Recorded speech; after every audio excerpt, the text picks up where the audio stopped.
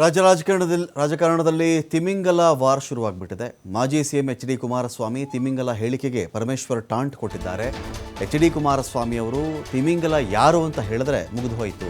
ತಿಮಿಂಗಲ ಯಾರು ಅಂತ ಅವ್ರಿಗೆ ಗೊತ್ತಿದೆ, ಹೇಳಿ ಅವ್ರಿಗೆ ಗೊತ್ತಿದೆ ಅಲ್ವ ತಿಮಿಂಗಲ ಯಾರು ಅಂತ ಹೇಳಿ. ಗೊತ್ತಿದ್ರೆ ಎಚ್.ಡಿ. ಕುಮಾರಸ್ವಾಮಿ ಅವರು ಮಾತನಾಡಿಬಿಡಲಿ ಅದರ ಬಗ್ಗೆ. ಅವ್ರು ಹೇಳಿದ್ರೆ ಎಲ್ಲ ಮುಗಿದು ಹೋಗುತ್ತೆ, ಅಲ್ಲಿಗೆ ದಿ ಎಂಡ್ ಅದು. ತಿಮಿಂಗಲ ಗೊತ್ತಿದೆಯಲ್ವ, ಅವ್ರು ಯಾಕೆ ಮಾತನಾಡಲ್ಲ ಕುಮಾರಸ್ವಾಮಿ ಅವರು? ತಿಮಿಂಗಲ ಗೊತ್ತಿದೆ, ಅದು ಗೊತ್ತಿದೆ, ಇದು ಗೊತ್ತಿದೆ, ಕಾಲ ಬಂದಾಗ ಹೇಳ್ತೀವಿ, ಇಂಥದ್ದೇ ಮಾತಾಡ್ತಿರ್ತಾರಲ್ಲ ಯಾವಾಗಲೂ ಕೂಡ.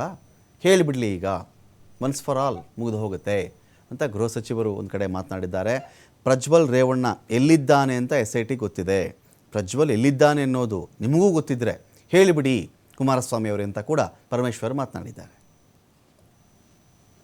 ಅದೇ ಗೊತ್ತಿದ್ರೆ ಹೇಳ್ಬೋದಲ್ಲ, ಹೇಳಿಬಿಟ್ರೆ ಮುಗ್ದೇ ಹೋಗ್ತದೆ. ತಿಮಿಂಗ್ಲ ಯಾರು ಅಂತ ಅವರೇ ಹೇಳಿಬಿಟ್ರೆ ಇದೆಲ್ಲ ಮುಗ್ದೇ ಹೋಗುತ್ತೆ. ಗೊತ್ತಿದ್ರೆ ಅವ್ರಿಗೆ ತಿಮಿಂಗೆಲ್ಲ ಇದ್ದಾರೆ ಅಂತ ಗೊತ್ತಿದೆ ಅವರಿಗೆ, ಅದನ್ನ ಹೇಳದೇ ಇರೋದೇ ದೊಡ್ಡ ತಪ್ಪಲ್ವಾ? ಹೇಳಬೇಕು, ಹೇಳಿದರೆ ಭಾಳ ಒಳ್ಳೆಯದು. ದಿನ ಒಂದೊಂದು ಹೇಳಿಕೆ ಬರ್ತಾ ಇದೆ, ಅದನ್ನು ಅವರು ಕೊಡ್ಬೋದು. ಕೊಟ್ಟಾದ್ಮೇಲೆ ಮಾಡಲಿಲ್ಲ ಅಂತ ಹೇಳಿ, ತನಿಖೆನ ಕೊಟ್ಟಾದ್ಮೇಲೆ ತನಿಖೆ ಮಾಡಲಿಲ್ಲ ಅಂತ ಹೇಳ್ಬೋದು ಅವರು. ಒಂದು ವೇಳೆ ನಾವು ಮಾಡದೇ ಇದ್ದರೆ ಕೊಡಲಿ ಅವರು. ಅದೆಲ್ಲವನ್ನು ಕೂಡ SIT ಕ್ರಮ ತಗೊಳ್ಳುತ್ತೆ.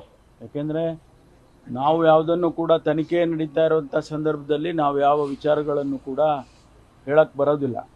ಇದನ್ನೆಲ್ಲ SITನವರು ಗಮನಕ್ಕೆ ತಗೊಳ್ತಾರೆ ಅಂಥೇಳಿ ನಾನು ಅಂದ್ಕೊಳ್ತೇನೆ. ಯಾಕೆಂದರೆ ಇವೆಲ್ಲ ಅದಕ್ಕೆ ಲಿಂಕ್ ಆಗಿರ್ತಕ್ಕಂಥದ್ದು. ಈಗ ಪ್ರಜ್ವಲ್ ಎಲ್ಲಿದ್ದಾರೆ ಅನ್ನೋದ್ರ ಬಗ್ಗೆ ಸರ್ಕಾರಕ್ಕೆ ಏನಾದ್ರು ಮಾಹಿತಿ ಇದೆ? ಅದೆಲ್ಲ SIT ಗೊತ್ತಿರುತ್ತೆ. ಅವರು ತನಿಖೆ ನಡೆಯುವಾಗ ಅವ್ರು ಯಾವ ವಿಷಯ ಹೇಳಬೇಕು, ಯಾವ ವಿಷಯ ಹೇಳಬಾರ್ದು, ಅದನ್ನು ಸಾರ್ವಜನಿಕ ವಲಯಕ್ಕೆ ಯಾವ್ದು ಬರ್ಬೋದು, ಯಾವ್ದು ಇರಬಾರ್ದು ಅಂತ ಹೇಳ್ತಾರೆ. ನಿಮಗೆ ಗೊತ್ತಿದ್ರೆ ನೀವು ಹೇಳಿದರೆ ಸಹಾಯ ಆಗುತ್ತೆ. ಅದಕ್ಕೆ ನಾನು ಕೇಳಿದ್ದು, ನಿಮ್ಗೇನಾರ ಗೊತ್ತಿದ್ರೆ ಹೇಳಿಯಪ್ಪ, ಸಹಾಯ ಆಗುತ್ತೆ. ಅದಕ್ಕೆ